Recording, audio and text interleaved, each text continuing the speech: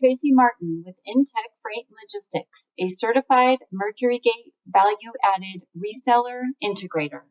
This video is to demonstrate how to add a manual carrier rate to an execution load from the route board. There are a couple of different ways you can do this. The first one I'm going to show you is you simply hover over financials from the transport side of the route board. Select carrier rate drop-down or rate drop-down and add manual rate.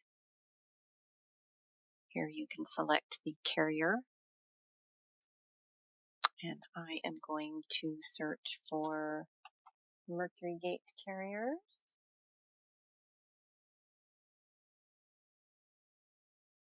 Select your carrier, your mode. You can add in your rate, and you can add a flat rate. You can also add fuel and discount and accessorials from here. However, I'm just going to use a flat rate at this point and select save. And now you can see here we have a $500 line haul rate on this execution load. Another way you can do this is selecting the checkbox here to the left of the load, or loads if you have more than one that might have the same rate. From your drop-down list here, select manual carrier rate, select, and it's going to open up the same box we had before. I'm going to search for my MercuryGate carrier again.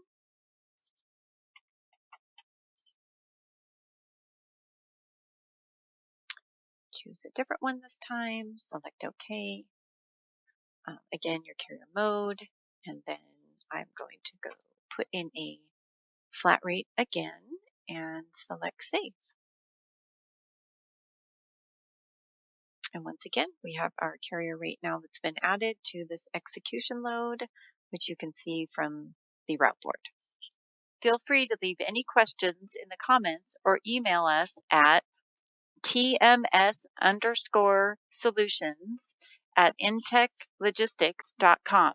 For more information on Intech's MercuryGate partnership, visit www.intechfreight-logistics.com/TMS. Please do give us a thumbs up below and subscribe to this channel to get future videos first. Thanks very much for watching.